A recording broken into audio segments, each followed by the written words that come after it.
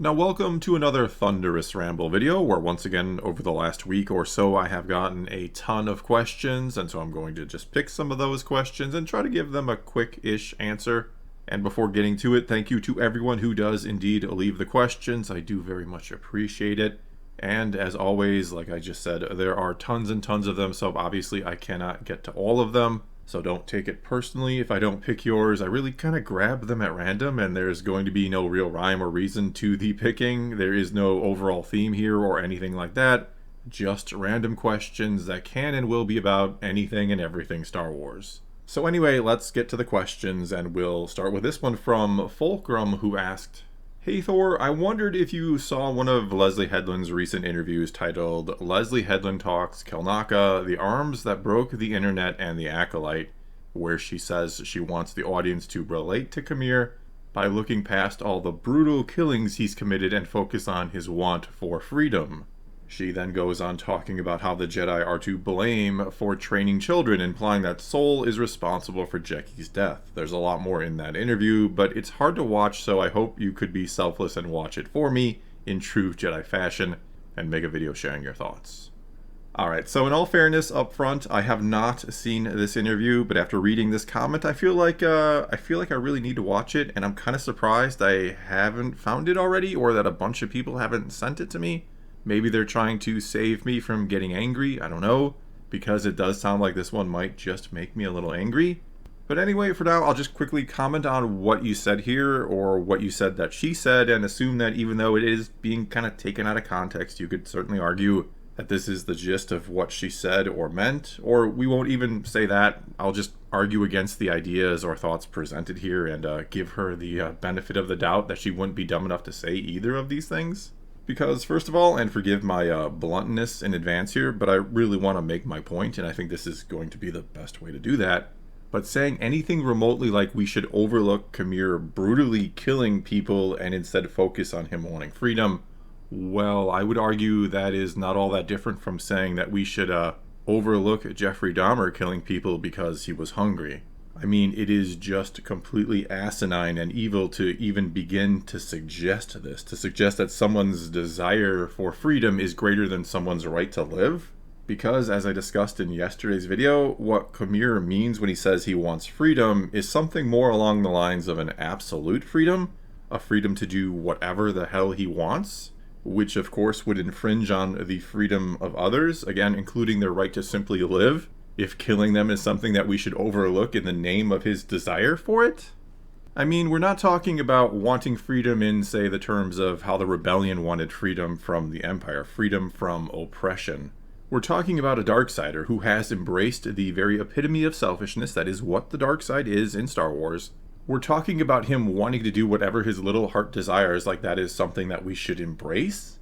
That's why his freedom is being threatened. Because his definition of freedom is I get to do whatever I want and you have to deal with it. I also can't believe she's essentially victim blaming here. Again, if this is an accurate representation of what she said, which I really hope it isn't, because saying it's Soul's fault that someone who was a dark and twisted individual killed a child, that's a horrible thing to say. It isn't far off from saying it's your fault that bad things happen to you because you put yourself in that situation in the first place. It would almost be like saying, you know, it's kind of your fault you walked into someone's office and sat down on the casting couch. And I think I'll just leave it right there and move on to the next question, which comes to us from Benjamin McCoy, who asked, "Hey Thor, I believe we need a mature Game of Thrones style thriller or series. I believe something along those lines can show that no matter what the intention, the dark side ends in madness, greed, and destruction. I believe that a jarring look at the results of embracing the dark side would even make a viewer look a little at themselves and consider what happens when you entertain the darkness within you. Love your balanced approach to all things Star Wars. Keep up the good fight." And yeah, I would love to see something like this. I would love to see a more nuanced take when it comes to the dark side, because I'm not arguing we should never see things from their point of view, for example, that we should never understand why they do the things they do.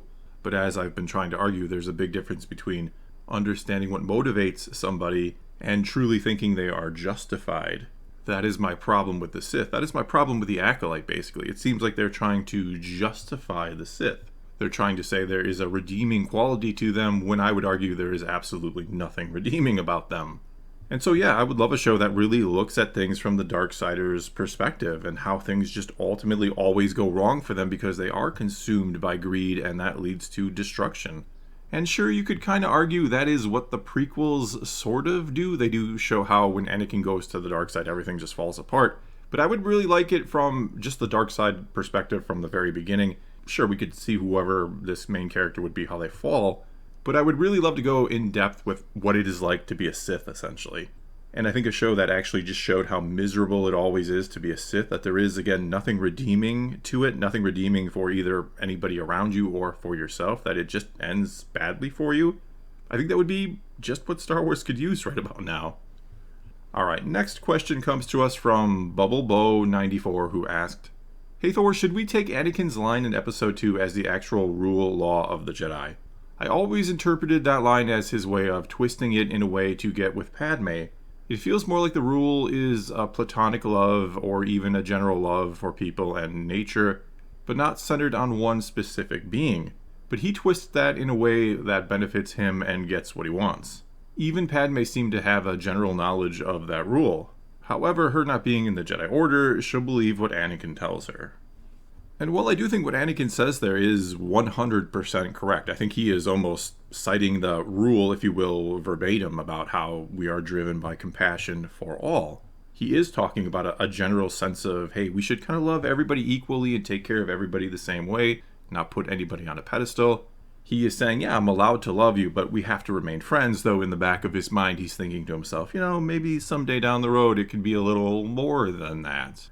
But for now, he's just trying to sell her on the idea that, yeah, we can be friends right now. We can hang out and we can have fun. It's all good. I am allowed to love you. I just can't possess you, though I really do want to possess you, and one day I hope I will. All right, and now we move on to this question from Luke Nestler, who asked, "Hey Thor, how about a video explaining why the fans give a pass to Maul despite obviously dying, simply because he was developed into one of the most interesting characters in Star Wars history?" And first of all, yeah, I do think the end result that Maul did become a fantastic character is part of the reason why maybe people have softened, because when it was first announced, there was quite a bit of pushback. There were people who were like, dude, he died. He got cut in half and fell down a shaft. There were people back then who thought it was pretty ridiculous. However, a lot of people gave it a chance simply because one of the biggest complaints about Episode 1 was the fact that they felt like Maul was kind of underused. He was such a cool-looking character. He was a giant part of the marketing campaign leading up to the film. Everybody loved Darth Maul before that movie came out. And though, yes, he was amazing in Duel of the Fates, yes, he was very cool in the movie, they felt like there was no real character there. So when they brought him back and, again, kind of gave him a character, actually, people loved it. A lot of people just kind of forgot about any and all problems they may have had with it, and that is also partly because it wasn't exactly done all the time back then either. And so that was kind of the exception and not the rule or the norm back then, which is, again, another reason why people just kind of accepted it. But I would mainly say here, after the fact, with the end result that Maul is such a great character, that's a big part of the reason why so many people just accept it and like it. Now we move on to this question from Mirage Wizard, who asked, "Hey Thor, does the fact that 2/3 of your audience not even watching the show change your approach as to how you cover or discuss each episode?" Not exactly. I do think I tend to explain things more about what is happening instead of just discussing what is happening, because I am operating under the assumption, and my poll results kind of implied, as do a lot of my comments, but I'm operating under the assumption that a lot of people are not watching it. They simply want to know what's going on and how I feel about it. And I think one of the main reasons why people do watch my videos is because I'm actually going to tell you what I think. I'm not just here to pitch a narrative. I'm not just here to crap on the show. I'm here to tell you what I actually think. And so I think I would be doing my audience a disservice. I would be betraying what I kind of stand for if I just let the fact that a lot of people aren't watching it, and if you're not watching it, it's probably because you don't want to like it. But I think it would be betraying myself and the audience if I didn't just say what I really think about it. And thus, no, it doesn't really change my approach at all. All right, and now back to another Acolyte question that comes to us from Zelha, who asked, "Hey Thor, I imagine May needed Soul to find the ship, right? I mean, she wouldn't know where the ship is. Once they lift off, then she kills them and escapes. At least that's my headcanon for it." And I mean, I think that's a possibility that she needed him to either locate the ship or to kind of start the ship. There's some kind of code, probably, or some kind of security measures in place that prevent just anybody from walking on board and starting the ship, right? However, she did arrive on the planet on a ship herself, the one she arrived on with Kamir. So now that she thinks Kamir has been carted away by the bugs, and I would assume that everybody thought that would kill him, I don't know, but why doesn't she just go back to that ship? Not to mention, if Kamir has survived, that would be his way off the planet, so you would really think she would try to prevent him from getting off the planet by taking his ship, since he is trying to kill her. In other words, if I am in May's situation or her position, I am taking Kamir's ship, I am stranding him on the planet if he happened to live, and I am getting as far away as possible and then ditching the ship and trying to, I don't know, try to find a new life for myself. Alright, and now on to this question from 123 Dominic Raymond, who asked, "Hey Thor, do you think at this point does the fan base should separate the George Lucas Star Wars and Disney Star Wars? Do you think Disney would get the message, or should we all just stop consuming Star Wars in its entirety?" And first of all, yeah, I do think we should separate Lucas Star Wars from Disney Star Wars. And I don't necessarily even say that as a derogatory thing or meant to be a slight against Disney Star Wars. On Twitter or X the other day, I saw people mad like, oh, why do you gotta call it Disney Star Wars? Well, for one, it is done for simplicity's sake. I'm implying this particular era of Star Wars the same way I would say the original trilogy and the prequel trilogy are different eras of Star Wars. But anyway, yeah, I think we should separate them. I think they are completely different things, and you may then ask, why do I always complain that Disney Star Wars isn't beholding itself to George Lucas Star Wars? And the reason for that is, and I've talked about this before, I know, but I want George Lucas Star Wars to live on. I think there are important life lessons within it. I think there is a reason why it resonated with so many people. I think there is a reason why it should continue to resonate with young people. And so when I see Disney mucking up the message of George Lucas and turning Star Wars into something it isn't, I feel like I should stand up and say something. I have the platform to do it. And so I stand up and say why I don't think this is good for Star Wars, because I think it is mixing up or even erasing the message George Lucas put out there, which was initially a good message. And speaking of messages, and now moving on to the second part of your question there, I do think that probably, or almost certainly, the best way to get the message across to Disney is to stop consuming it, is to stop watching it, is to stop watching Disney Plus, stop buying any merchandise. I do agree that is the best way to make your point, which then might make you ask, why do I, as someone who has not been too happy with Disney Star Wars, though yes, there is plenty of it I do enjoy, but why don't I stop watching it to make a point? Well, I think it goes along with my answer to the first part of the question. I like to say what I think is wrong with Disney Star Wars. I hope that maybe somehow, some way, someone at Lucasfilm or Disney will someday watch one of my videos and say to themselves, oh, so this is the real reason why they don't like our Star Wars. That's another part of the reason why I do this, because I do want to try to present a rational, calm argument that perhaps somebody would listen to, and that they will then hear it and realize that no, it's not just a matter of we hate diversity or hate this or that. We actually just think you're totally screwing up the message of Star Wars, and that's why we're disappointed. Or that's why many people like me are disappointed. Everybody can, of course, have their own reason for not liking Disney Star Wars. Alright, and now we move on to this comment from Irina, who asked, "Hey Thor, do you know if there are any statistics confirming that making sci-fi and fantasy more female-centric does attract a greater percentage of female audience? In my opinion, that premise is entirely wrong. Someone either likes these genres as such, and then they don't particularly care if the protagonist is male or female, or they don't like them, and then they don't care if the protagonist is male or female either. They simply aren't going to watch something they dislike just because it features a woman. It might please the women who like science fiction and fantasy to see more female protagonists, though for me personally, or for my female friends who enjoy these genres, this really doesn't matter. But then I find it unlikely that a female fan would refuse to watch something just because it does not feature a woman. I can understand where the desire for greater representation came from, but where did they get the idea that it will broaden the fan base? I don't understand, do you? Okay, so first of all, I agree with you 100% that if you are a fan of sci-fi or fantasy or any of these types of genres, whether you be a man or a woman, you probably aren't going to care too much about the gender of the protagonist. That probably is the least important thing to you. You're probably, or almost certainly, just looking for a good sci-fi or fantasy story.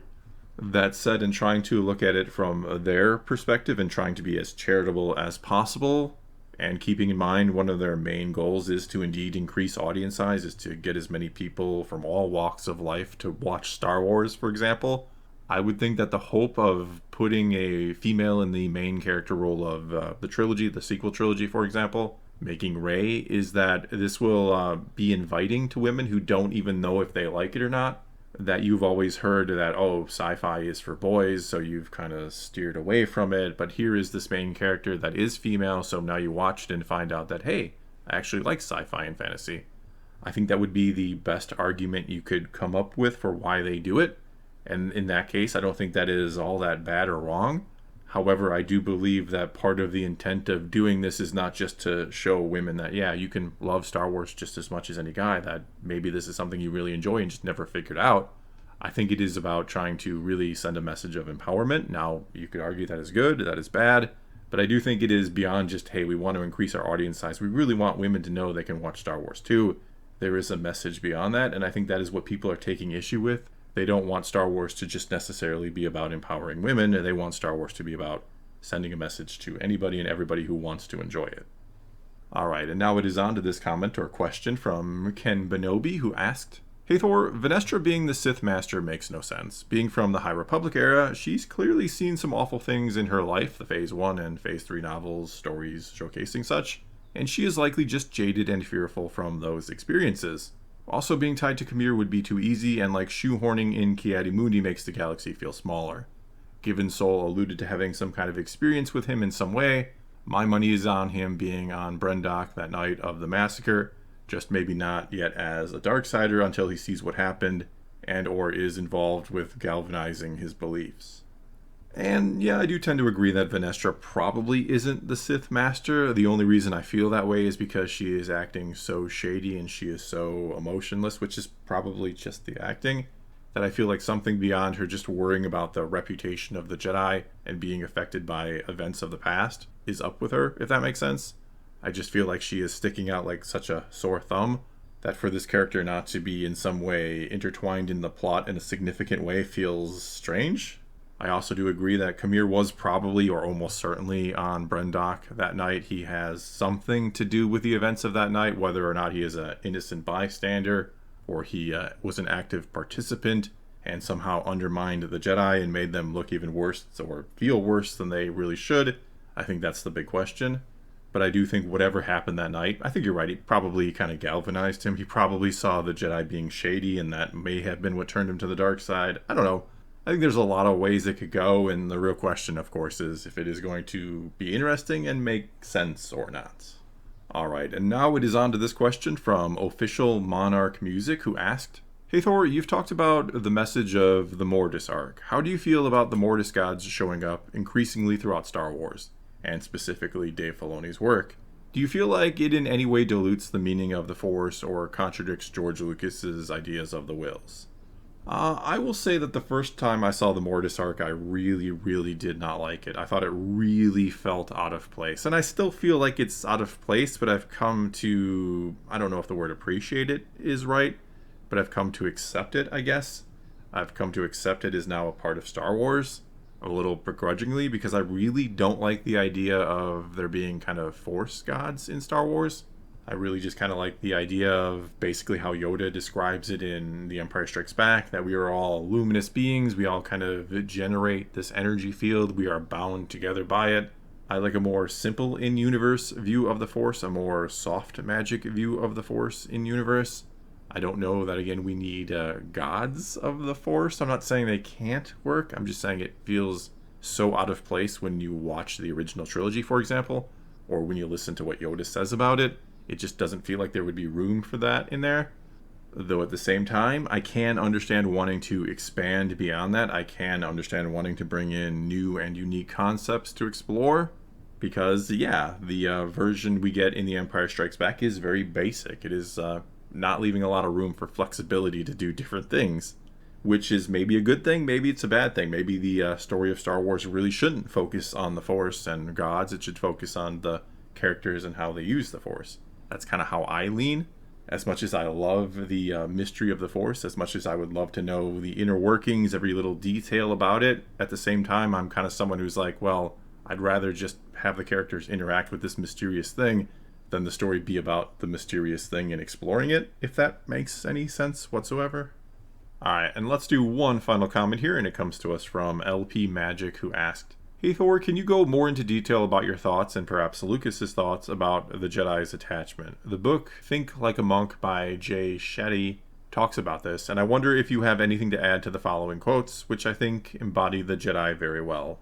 Clinging to temporary things gives them power over us, and they become sources of pain and fear. But when we accept the temporary nature of everything in our lives, we can feel gratitude for the good fortune of getting to borrow them for a time. We can shift our fear to a soaring sense of freedom. There is a common misconception about detachment that I'd like to address. People often equate detachment with indifference. They think that seeing things, people, and experiences as temporary, or seeing them from a distance, diminishes our ability to enjoy life, but that's not the case. Imagine you're staying at the most beautiful Airbnb. It's got a hot tub, chef's kitchen, ocean views. It's so beautiful and exciting. You don't spend every moment there dreading your departure in a week. When we acknowledge that all of our blessings are like a fancy Airbnb, we are free to enjoy them without living in constant fear of losing them. Detachment is the ultimate practice of minimizing fear." And quite honestly, I don't think I could say it or sum it up any better than that just did. I think I agree with pretty much every sentiment in there, or in relation to Star Wars and what Star Wars is trying to say about attachment. Not that I would disagree about it in my own life either. I think that is right on point. I think a lot of people tend to forget that life is about the journey, not the destination, right? Obviously, it is not about the destination.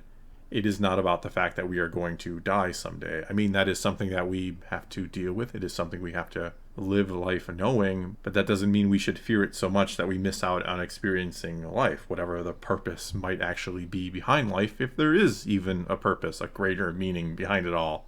But anyway, I'm not going to ramble on any more about life and death and the meaning of life and all that. I'll just, again, say I think that was perfectly said. I agree with it.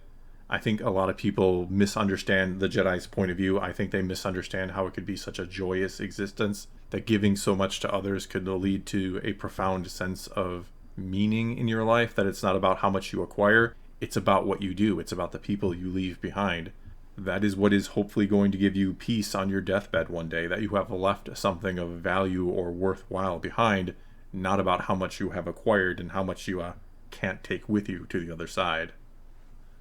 Well, I think that is going to be all I got for you this time. Now it is your turn to take to the comments below and tell me what you think about any and all of my responses to these questions, or you can, of course, ask a question for a future lightning response or thunderous ramble video. All you got to do is start that comment off with "Hey Thor," and then ask away. But whatever you choose to do, leave a comment below and let's talk some Star Wars. And until next time, thanks for watching.